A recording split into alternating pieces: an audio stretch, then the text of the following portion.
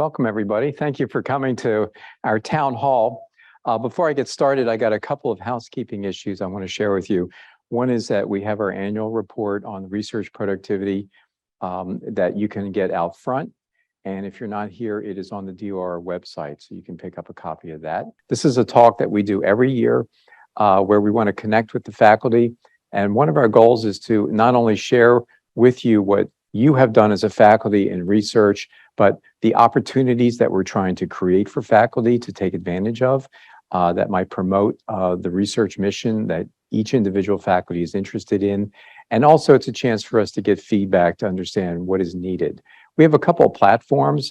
Karen Scarpinato and I meet with faculty on a regular basis to ask what's working, what's not working, what can we do to fix things and make things better.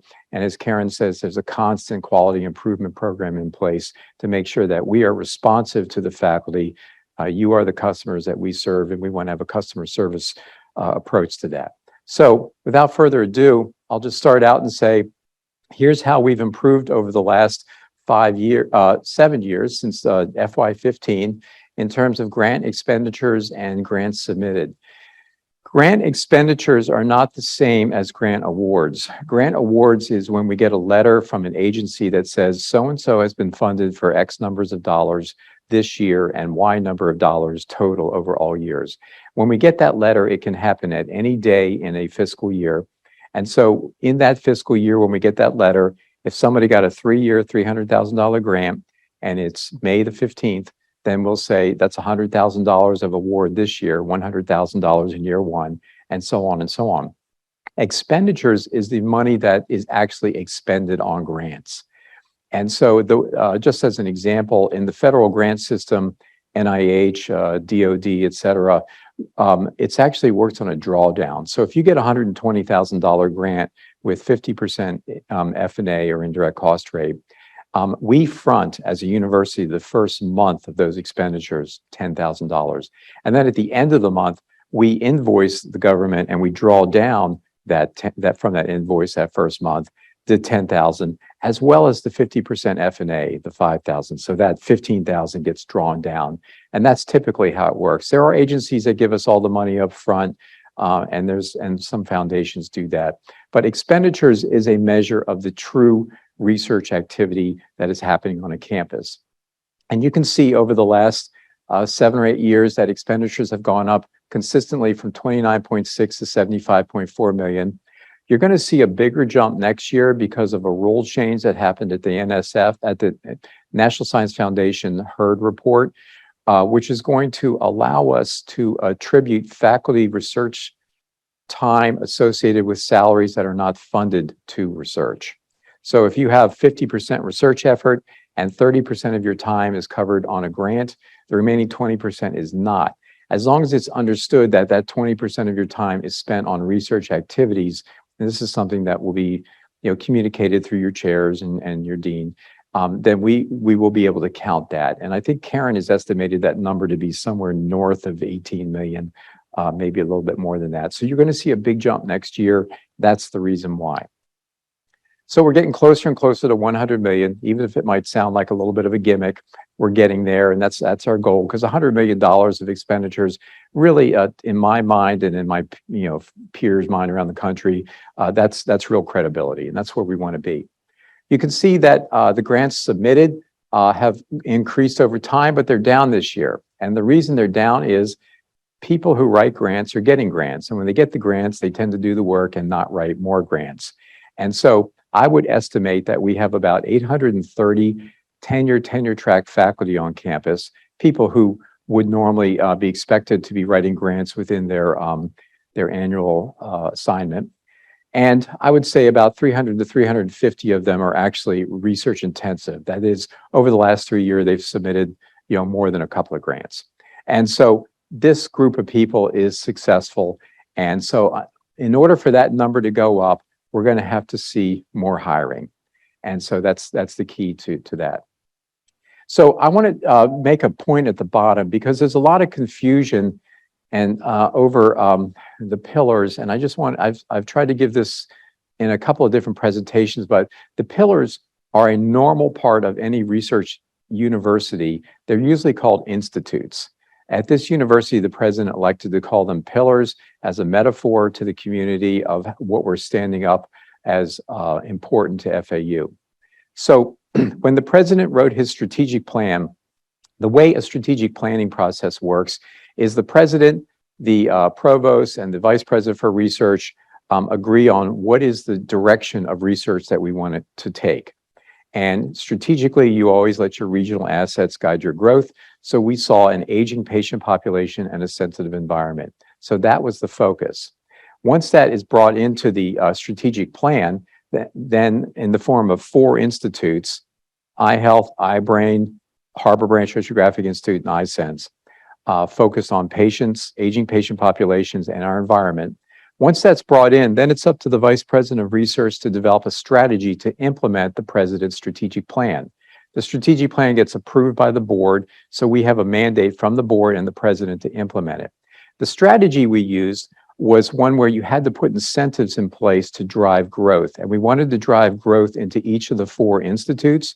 So the strategy was to resource half of the institute directors with to resource the institute directors with dollars that allowed them to pay for half of a faculty recruit and half of their startup package.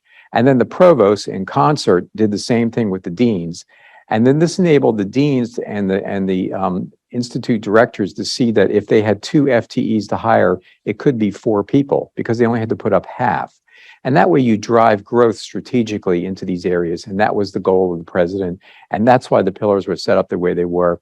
And through FY21, that was the strategy.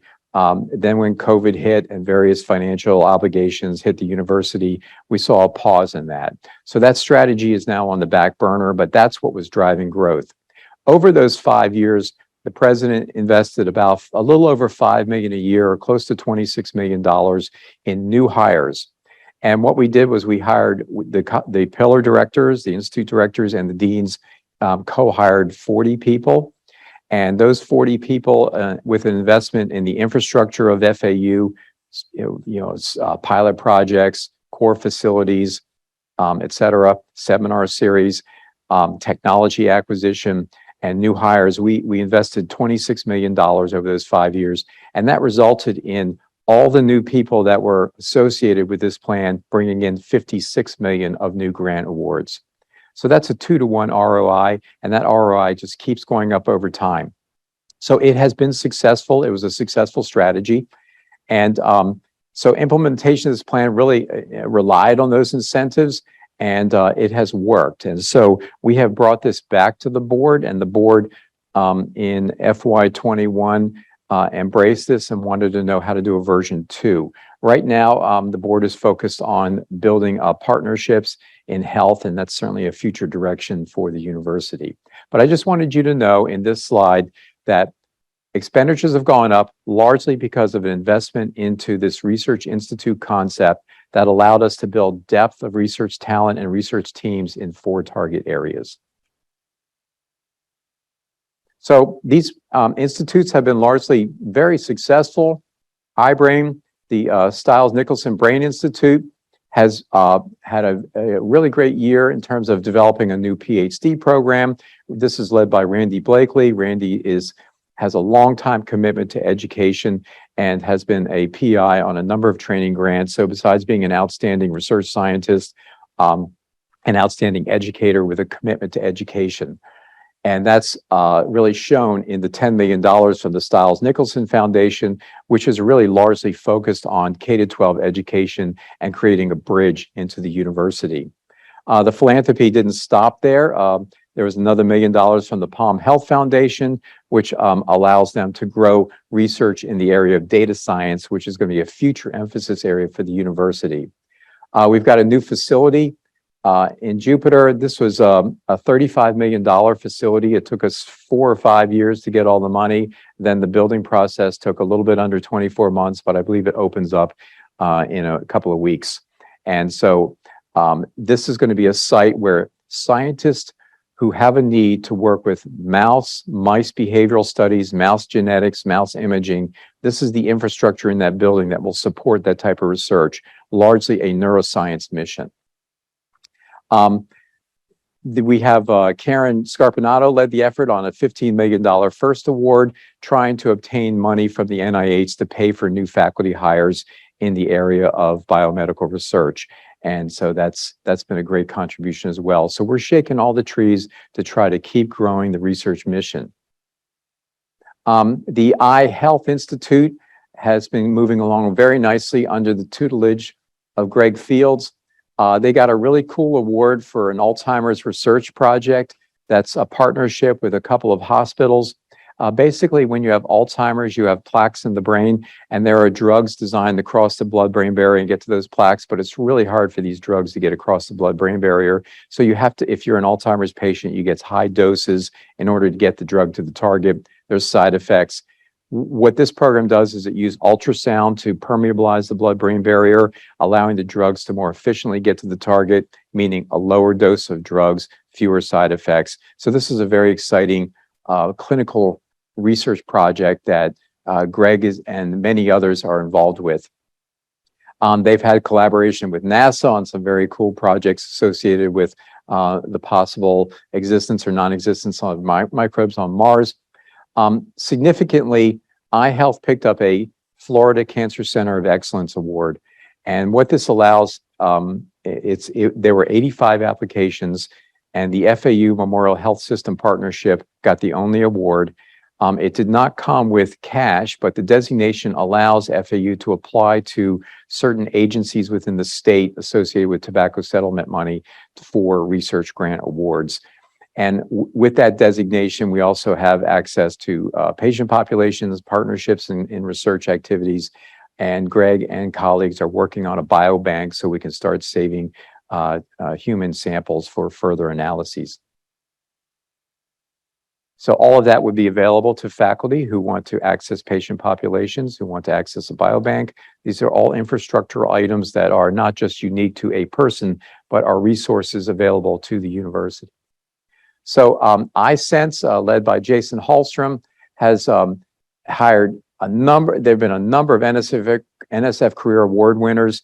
Stella Badalama and her team in the College of Engineering have done an amazing job in hiring really, truly talented young faculty who have become embedded in the iSense program. Demetrius Pados and his partners have developed a really cool artificial intelligence test bed, basically equipping devices that operate underwater to make decisions based on terrain, to go right or left, up or down, and then protecting these AI systems from being hacked. There's been a number of work with environmental monitoring and atmospheric monitoring. This is a pretty cool project that's funded by NOAA, and basically they're putting these boxes on cell phone towers and other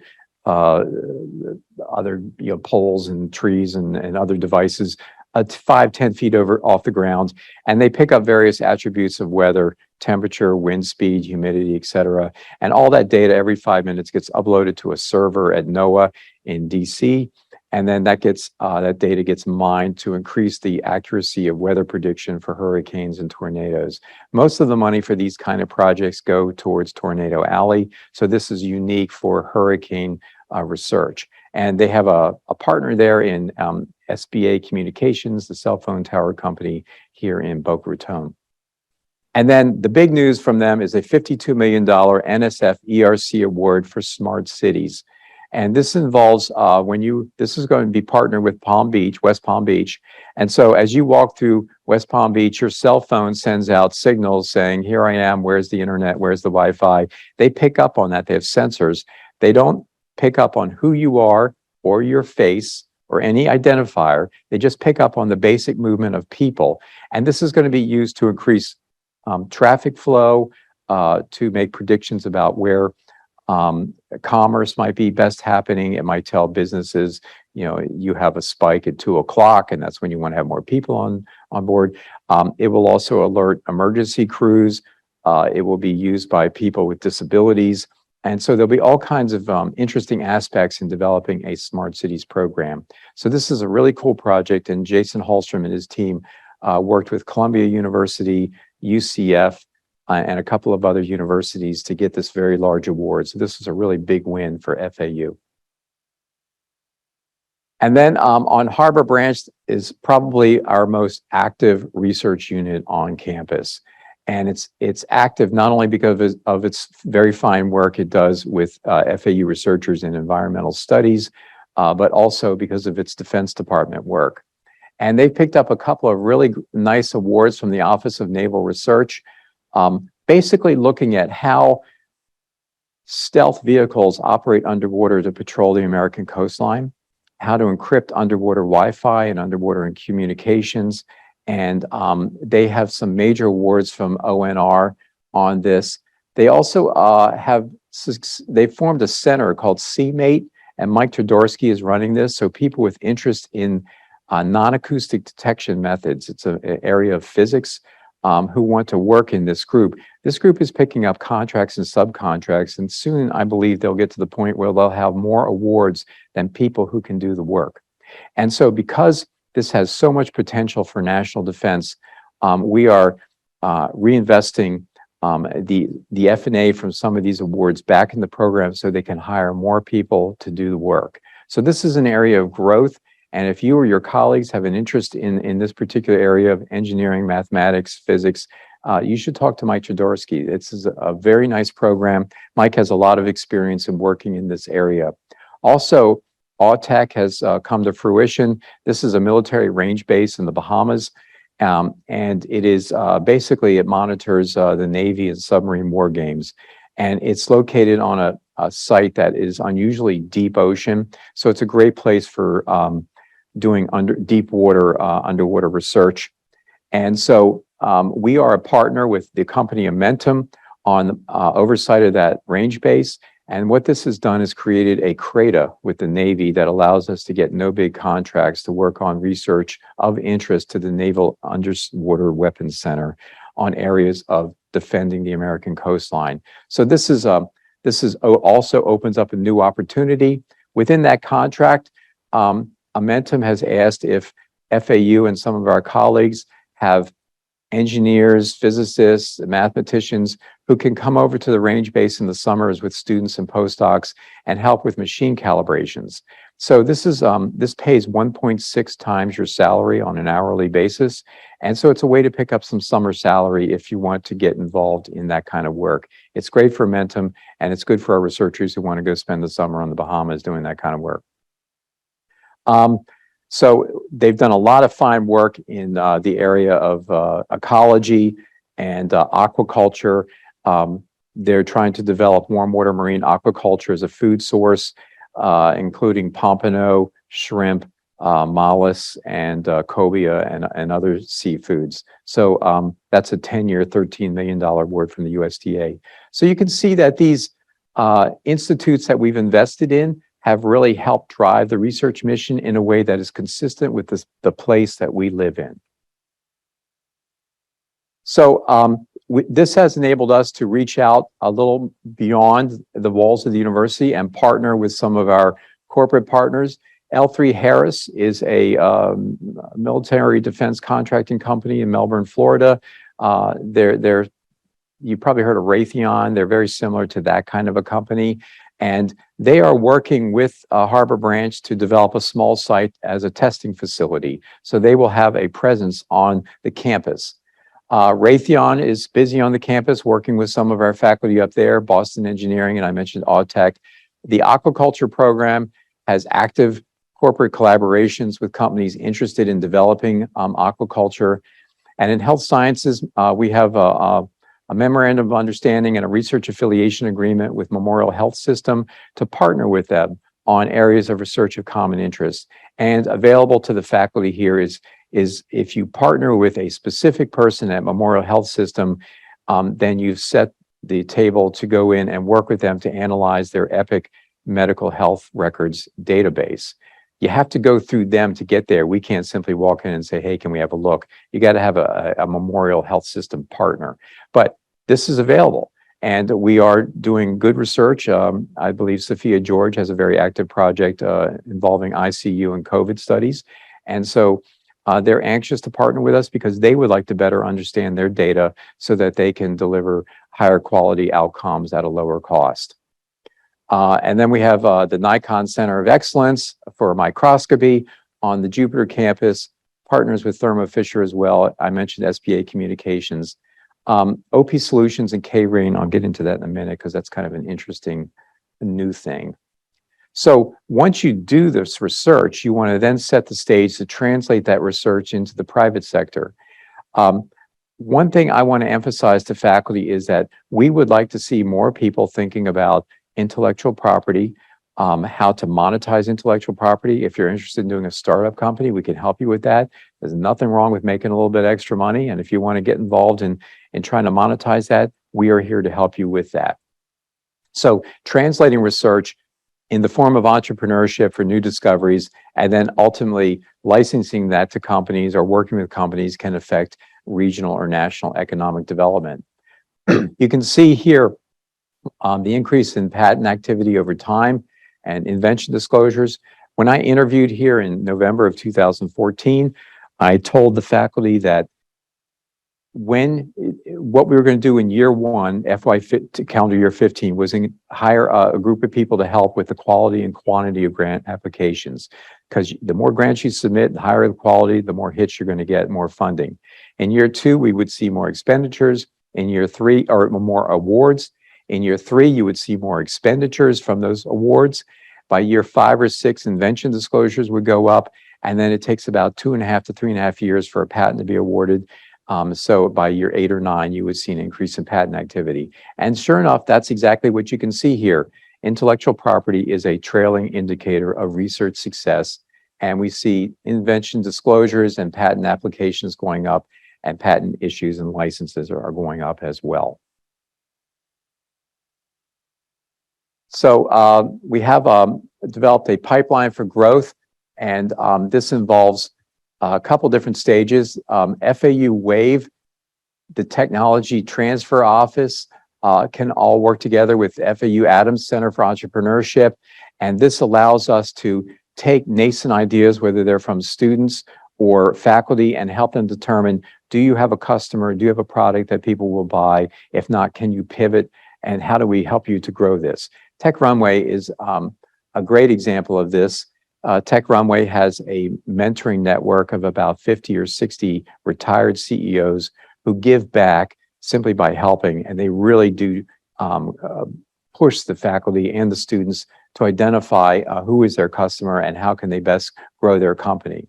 So we have these ideation exercises with students through FAU WAVE, the I-Core program, helping people determine, do I have an idea for a product? Some of these students come up with ideas that are really amazing. I would say 1 in 20 of them turn into something that is a company that will go into Tech Runway and then move forward.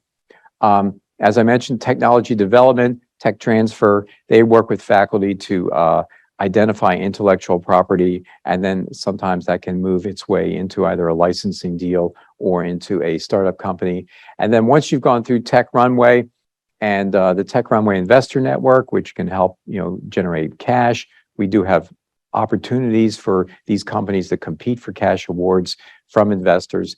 Then the Florida SBDC, led by Sandra Marin Ruiz, can take these companies by the hand and help them move into the real world, setting up all the right paperwork, understanding government contracting, the loans mechanism, and helping them in the Broward Palm Beach sector. And then through that, we have strategic partnerships that can then help these companies move forward. So there is a continuum in place. And when we think about research, it's not enough to just say research is centered in the laboratory or in the offices where we work, that we want to move it out into the community and stretch it out to see if it can have an impact on society. Because at the end of the day, we're the recipient of taxpayer dollars to do our research, and we have an obligation to try to find ways if our research can be used for the betterment of society. So I mentioned FAU WAVE had a lot of student entrepreneurs. They've made pitches, they've won money, and this is a program that is run by Regina Thompson, and they take on about 20 students a year who come up with novel ideas, and then they move those things along in a competition. And some of these things are amazing. There have been a couple little companies that spun out of this. The students are so much better for going through this process because they learn about the process of entrepreneurship. And even if their company doesn't come to realization, they're so far ahead of their peers in terms of how they understand how to bring a product to market. And then I mentioned Tech Runway. They've had a lot of success stories. A couple of really good companies. Shipmonk's a good one out in Broward County that was started by a student who was from the Czech Republic, and he had people writing to him saying, hey, send me a t-shirt, send me this, send me that. So he started an import-export business. It turned into a packaging business, and now he's just doing phenomenal. And there have been several nice companies that have gone through here, patent applications. We don't limit Tech Runway just to FAU faculty and students. There are community-based companies in there, and as long as their idea and theme is consistent with the research and academic mission of FAU, then that's something that we will allow in there. And then we mentioned the SBDC. They've done amazing work. So ever since Sandra took over, this thing was languishing a bit, and then she took over, and now it's been the #1 SBDC in the state for 2 years running. So she's done a fantastic job with that in helping these companies to realize how they can mature and move forward. And then the research park is basically a research and development authority as per state statute. It exists across the hedges from Tech Runway. These parks exist at each university because when a university, there's a law in the state of Florida that says that you can't have self-dealing. And basically it's to keep faculty from buying printer cartridges from their brother's printer cartridge company or whatever. But it's loosely interpreted to mean that you can't have your startup company on campus. So research development authorities were started as a way for universities to put as a place for their companies to go. FAU faculty and students do not have to necessarily go to the park if they don't want to, but if they do, it's there for them and there is space available. And they've been taken over by a new partner, Peb and Banyan, who are going to do a great job in renovating the park. So you're going to see a lot of sprucing up of the park. It's going to have a better look, a better appeal, and they'll be working with faculty to help identify companies that can be in the park. So just a couple of points on intellectual property. This is from the Association of University Technology Autumn, and for every $10 million of research expenditures, you're going to see 3 or 4 invention disclosures, and from that 2 patent applications and then 1 patent with a license executed. So basically 1 in 100 university patents are worth significant money. And so you basically need 400 invention disclosures to come up with that 1 patent that's worth significant money. So that's a lot. This is a university that averages somewhere around 50 a year. So we want to get those numbers up and maybe have that big home run one day, like Gatorade or like Taxol or something like that. The average licensing deal is only $75,000. And so although that's important, I do think that it is noteworthy that we don't want to waste time arguing over nickels and dimes when we license something.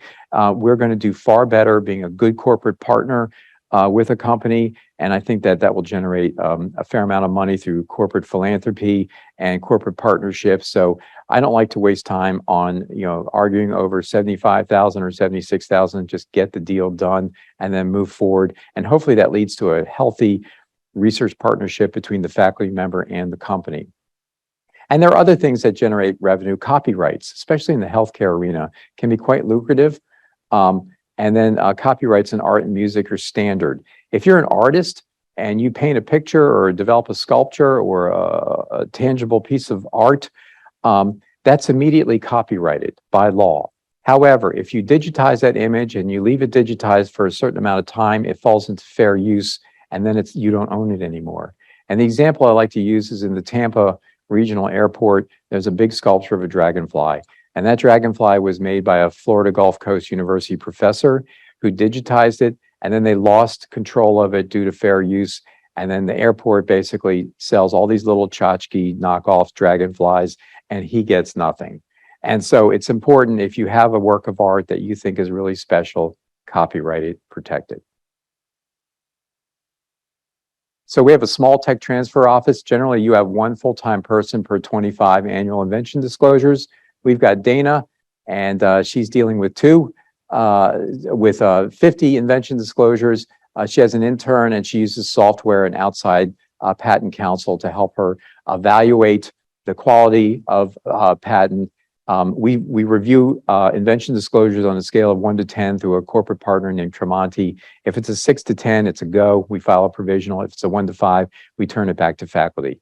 Once something gets, an invention is licensed, a third of that money goes to the inventors, a third to the inventors college, and a third to the university. And so we're trying to work hard to solicit IP from faculty, because a lot of faculty, this hasn't worked its way into the promotion and tenure guidelines. We think many universities have done this, and it might be something to explore here at FAU. You just have to decide how you want to grade it. And so the way we license things is through standard ways. Faculties have suggestions. We'll advertise it on a website. We'll network with people. There are companies that will find licensing partners for you, but they take like half the money, and it's not really worth it. And so there have been some unique licensing opportunities. One I want to point to is OP Solutions. OP Solutions came to FAU and they said, the future of video compression technology with 5G is going to be this way and not that way. And we think the federal standards are going to change into one of these two directions. You know, think VHS or beta.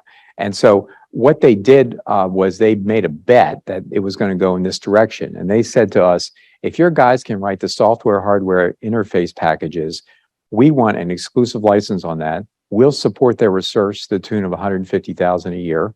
They'll hire postdocs and grad students, and they'll do write all this stuff up. Then we exclusively license the patents to them. They pay all patent prosecution costs, and they create a patent wall. I think there's like 50 patents around this right now.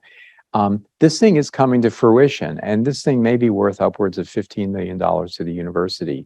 And so I say this because most universities would not do this. They'd be worried about the company reaching back and trying to grab their previous IP. But this was a specific deal where a company said, this is the future where we think something needs to be invented that will be needed one day. Let's work together and do that. Companies don't have an R&D budget to do that. Universities, that is our business. So look at those as opportunities in the future. I think this could be an emerging trend. And of course, we always want faculty to think about faculty startups. Whenever, excuse me, whenever a faculty member tells me that they would like to do a startup company, I always get the same answer. Great, you're not going to be the CEO, because being a CEO is really hard. And so I've been privileged to be associated with 3 startups companies. I was not the CEO on any of them, but I was part of the team. And we had 2 successful exits from that, a merger and acquisition and an IPO. And it was a great experience for me, and I want that experience for the faculty as well. So if you can get some professionals to run the company, raise the money, that frees you up to do what you do best, and you get to be a part of a great learning process to see how products are brought to market. Sometimes startups can be engineered. I mentioned OP Solutions. Atlantia Bioworks is a group of people experienced in natural products, and they're not interested in natural products as drugs. They're interested in them as fragrances, cosmetics, food, and food additives, and maybe supplements. And so what they do is they're going to take a look at the vast natural products library of FAU's Harbor branch and determine what is in there. And then working with a company like Ginkgo Bioworks, they'll look at the entire genome, and they'll do in silico mining for gene products that have signatures that indicate they would fall in those categories, and then test them. So it's kind of a new novel way of going through that. But the FAU Harbor Branch Natural Products Library, developed by Amy Wright, Peter McCarthy, Shirley Pomponi, Esther Guzman, is something that they've been working with for a long time. And their focus is on cancer drugs, anti-cancer drugs, and they've done some great work with 30-some patents coming out of that. But there's this new opportunity to look at these kind of products that are a little quicker to market, and they're going to be partnering with Harbor Branch on the Harbor Branch campus. We also have a lot of national and international partners brewing. Israel has been a real good success story for us. We kind of like to work with international partners. If they have a technical expertise from a faculty member over there that we lack, then we can include them in the group and the team and partner with them. We're trying to develop partnerships in Colombia and Ecuador. I just got back from France, and there seems to be some opportunities there that I'll be relating to the dean pretty soon. So faculty have been successful in developing a number of companies. I won't read these off to you, but just to say that we do want to encourage faculty to think about developing their intellectual property, their research into IP and into companies. And if a faculty member develops a company, we will strive to preferentially license that IP back into their company so that they can run with it. The only time we wouldn't do that is if it's so white hot, we know we can make a gazillion dollars, with a major partner, and we just say, look, let's just take the money and run. That hasn't happened yet, but maybe one day. So in these last two slides, before I turn it over to Karen, I just want to say that I was questioned by the board of trustees as to, okay, we have a path that's clear to $100 million. We're going to get there. How do we get to 200 million? So I won't bore you with the math, but to me, the math says we need 145 more STEM-related research scientists with grants that average 127,000 a year in direct costs.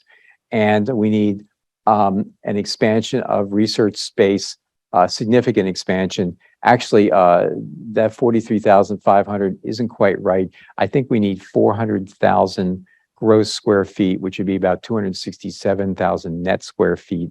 And I say that simply because we're a $100 million a year university now with 260-some thousand square feet of net assignable research space. So just double it. And that's probably what we need. So a 400,000 gross square foot building or two would do it. And so we are continuing to advance the research mission by advocating for the continued hiring of research faculty, developing strategies that allow us to hire talented people, embedding them on research teams. This is critical. People can't work on research in isolation. You need to be part of larger teams, and the institutes are here as teams to support that. Developing these P3 partnerships. We've had a lot of good fortune in federal lobbying in DC, and we've been able to garner close to $40 million in monies from bills where we were able to engineer language in bills that favored us. And almost all of this has gone up to Harbor Branch. This is mostly DoD related stuff. It's very hard to do this with NIH. In fact, you can't do it with NIH. So increasing federal grants. Our F&A rate is going to go up to 52% next year, and we'll probably stay there. We don't really want to go higher than that because of it has, although it's a positive effect on NIH funding, it's a negative on NSF. Happy to discuss that offline. But really, our goal is to increase research and scholarly output. We want FAU to be a Carnegie One research university. And Carnegie One is a loose definition, but I'm going to let Karen tell you exactly how we can get to Carnegie One status. All right. Good afternoon. So before we get started, since one of the main points of having this town hall is to have questions answered, and also, if there are any challenges, concerns with our faculty, I want to switch over to our Slido real quick and see if there are any questions. Nate, can we do that? All right. Can DOR help me find collaborators for my proposal? And just as a reminder, if you want to post a question, go to slido.com and you have to put that hashtag in DOR town hall. So to answer the question whether or not we can help you find collaborators, absolutely. If you're not aware, we have an office for research development, and Jeannie Viviani is the director of that office. She will get with you and help you find collaborators. You can also use the new Grant Forward profiles that were created for you in her office, and actually use keywords to look for anybody who's working in an area you have an interest in. In addition to that, we have Team Sparks, which is a homegrown software where you can put your abstract or your project in, and you can let people know that you're looking for a collaborator or a student to work on your project. So there are multiple ways for you to try and get help finding a collaborator. We also, if we don't have anybody at FAU here who would be a suitable collaborator, we are part of a Florida network that has all of the research institutions here in Florida as partners. And that network actually recently received a grant. that is actually focused on collaborative work. So we can help you make connections to any of the other research institutions within Florida as well. Dan, do you want to take the memorial opportunity for EHR data evaluation? Yes, with Memorial Health System, we work with their equivalent of the Vice President of Research, Candy Sorelli. And if you have a specific project where you want to examine the electronic health records with a research question in mind, bring it to our office. We'll be the conduit to take it to Candy Sorelli. Candy will identify the appropriate physician on that end, or nurse or clinical caregiver, and then bring these two people together. There's a process, but basically they own the key to get in the room to the EHR. We can't just walk in there. So they would be the lead on this project, but we would be obviously bringing a lot of the research expertise to the table. So that's a long answer. The short answer is we can facilitate this.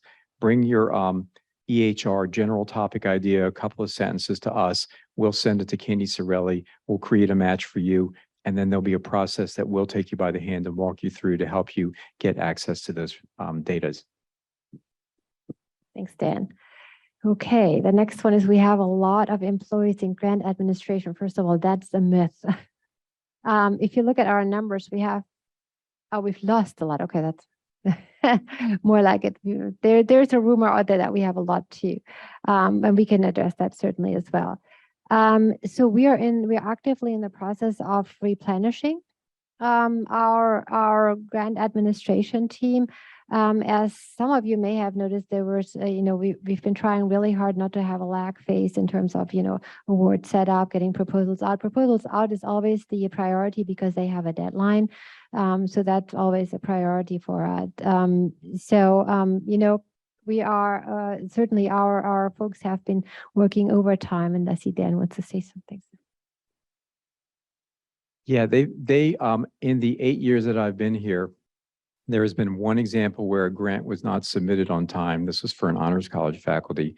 And there's been one example of where an annual report didn't get submitted in a timely fashion. So these guys do a great job. I mean, and it's a lean group. I forget exactly how many people are in there, maybe 5 or so, but they're doing a really good job. One of the challenges we have is that a lot of universities are moving sponsored programs to a work-at-home environment, and we haven't been fully approved to do that. The cost of living in Florida is going up. It's making it challenging to hire people. So we have sort of a logistical challenge in that regard. Next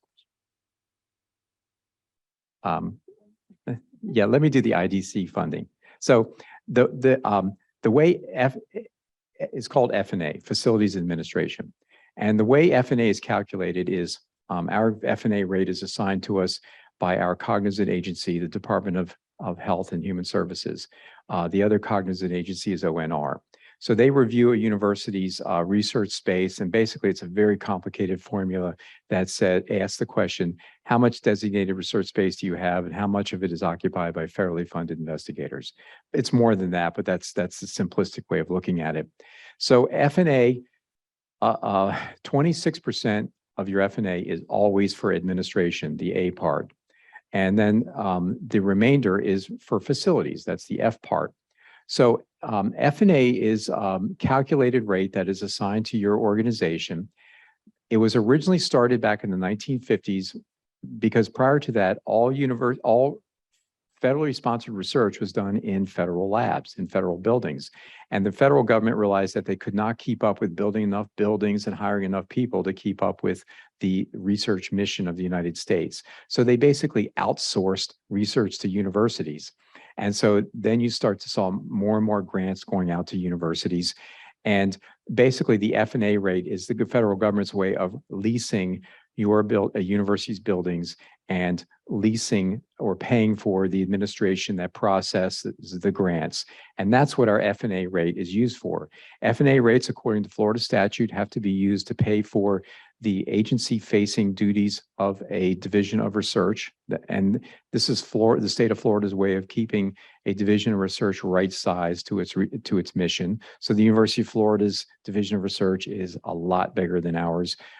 Florida Gulf Coast is a lot smaller than ours. So F&A, there are specific things that you can spend on that are indirect costs. So you can't use it for direct costs, like directly supporting supplies and salaries on a research grant. That's illegal. You can use it to support the renovations to labs, to support the research lab building infrastructure, environmental health and safety, chemical waste pickup, security, janitorial associated with that building, utilities associated with that building. And you can also, if you save up enough F&A, like many universities, you can actually build a research building with that money. But there are specific guidelines that we keep in our office that show exactly what you can use that money for and what you can't use it for. So again, it's indirect costs. It's not costs associated with the direct execution of a research project, but rather the supporting infrastructure around that. All right. Okay. I want to go very briefly. I know we're short on time here. Let's switch to road to R1. R1 being the Carnegie R1 designation, and I'm sure many of you have heard of it, and maybe also questions: why in the hell do we want to get there? So Carnegie R1 is probably the most important ranking for any university that does anything with research. And it really gets you into a completely different group of universities that have different support and that support each other. One good example is there is actually a Hispanic serving institution group that only allows R1s, but has the advantage that they're discussing anything from policy, joining forces for funding opportunities, and we're not allowed in that group yet because we're not in R1 yet. So there are a number of opportunities that this would open up to us. One of the myths, though, and misunderstandings that are out there is that R1 is not just research, and what goes into becoming R1 is not just research. It is actually creating a comprehensive university, because it's not just the STEM areas. It's actually humanities, any arts, any of the non-STEM areas are just as important, if not more important, to reaching R1 as well. Speaking to institutions that have reached R1 fairly recently, they will tell you that it improved the quality of the students that they got, the quality of the faculty that they got, and also the increase in their funding opportunities. And that's why we want to do that. We're wanting to do that. So there are 7 criteria that go into R1. One is research expenditures, and that's really the only one that is truly research. Even though we're not controlling research, we're supporting research, and we're supporting expending research. We're not creating research expenditures. So there are 2 that are. One is in research expenditures in STEM. And then there are research expenditures in non-STEM areas. Then there is a category called research staff, which is defined as non-faculty PhD. So if you have a research associate that has a PhD working in your lab or something, and postdocs fall into that category. And then there are 4 categories that are doctorates in various areas. One is STEM, one is social work, one is humanities, and one is other. Our biggest issue recently, and why we were ranked at 185, you had to be 137 last time we were evaluated, was that we didn't have a PhD in the humanities. Now we have since then changed that, and that was due to one of the zip codes not being correct. So we now have a PhD in the humanities, and can actually pursue the R1 category a little bit more realistically. So what have we done since we tried to go on that path to R1, what we call the road to R1? We have given the colleges an overload payment for instructors who are doing research. There are actually quite a few, and an additional title as research associate. So they fall into the category of research staff. Then we also implemented some postdoc hiring programs. One is a bridge program, and we just had a few slots for a year-long annual postdoc stipend, again, to increase our research staff. I should mention we do have a predictive tool that comes out of IEA that helps us predicting what these changes and these increases, in this case in research staff, might affect as we're moving forward and as we're implementing these. We also implemented some administrative changes. I mentioned the PhD in humanities, which was really the start of this road to R1. But there are a few others. Dan mentioned briefly the unfunded research effort that actually falls into counting our internal research expenditures, which we have previously not done. So we are now looking and working with the colleges and the provost office to count that research effort. That again falls into the internal research expenditures. We're also making sure that any research expenditure is tagged correctly in the colleges and the departments, which is not trivial, because sometimes you do something that seems to be more educational, and then the question is that research or is it education? And then the other opportunity is counting gifts and endowments, and whether or not they have any research component to them. If they do, we could potentially count them as research expenditures as well. And we had several discussions already with Chris Delicia's group on that one. Now we have put almost everything in place that we can, because this fiscal year 23, is the one that is purportedly counting for the next assessment, which is happening end of 2024. So, November 1, for example, will be the date that the research staff will be counted and reported on our end. And then, the research expenditures that we're expending right now in this fiscal year will be the one that is supposed to go into the next assessment. So we can't really do much anymore than what we've already done towards hopefully reaching R1 in the next assessment. So my next concern then is sustaining R1, because, it's one thing to reach R1, and we don't know yet if we're making that or not, but, to sustain that will be another issue. So Dan mentioned the need for research faculty hires, and to grow. Everybody around us, all the other universities are growing their research enterprise and all the metrics that are going into R1 also. So, if we're being stagnant and not growing with them, we will fall out of that category. And it's not unheard of to fall out of R1. So we do need more hires. The graduate student stipends, and we're working with Bob Stackman on that. Again, not all of this falls under a DOR. Definitely need to be increased. If you may not know that, but our current stipends are not even national average. So our graduate student stipends, just to get students here and then retain students here, we do need to look into that and increase those stipends. I mentioned the postdoc hiring plan, which I'm hoping we can continue. So we're attracting and sustaining a decent number of postdocs here. We're around 50, a little over 50 at the moment.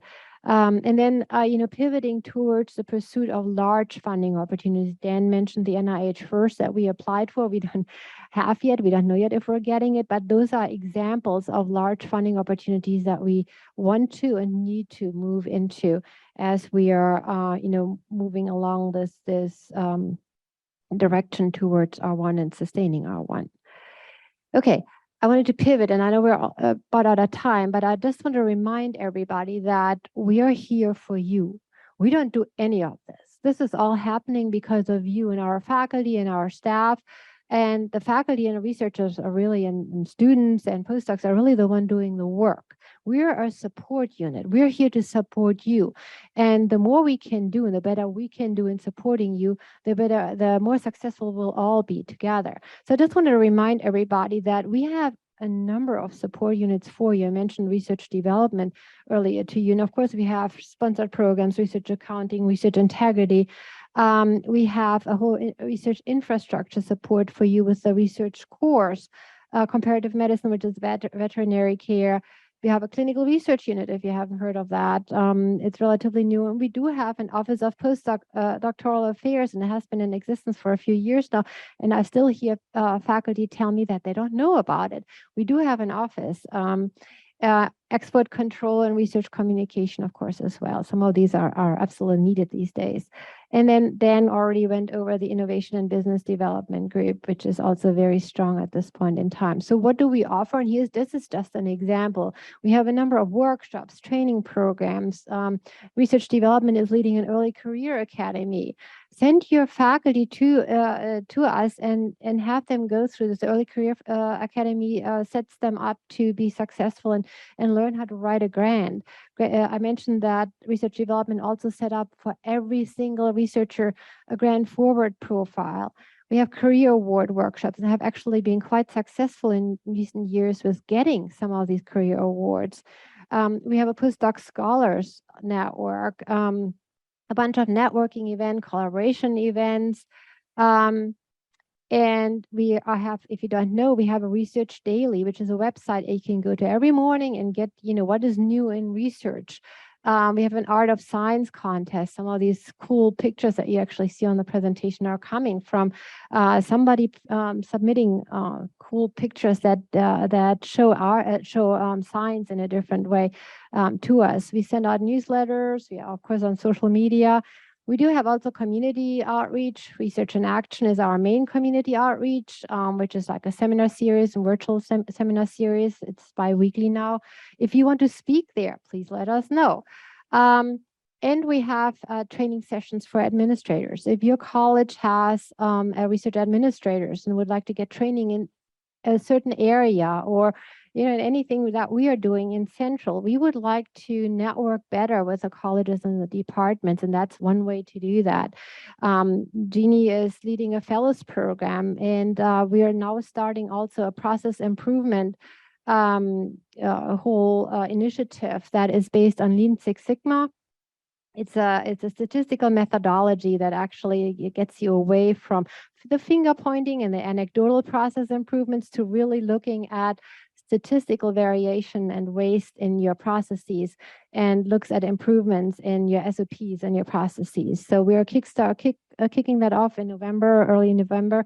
If you have any employees, any staff that want to participate and come to that event, please have them come.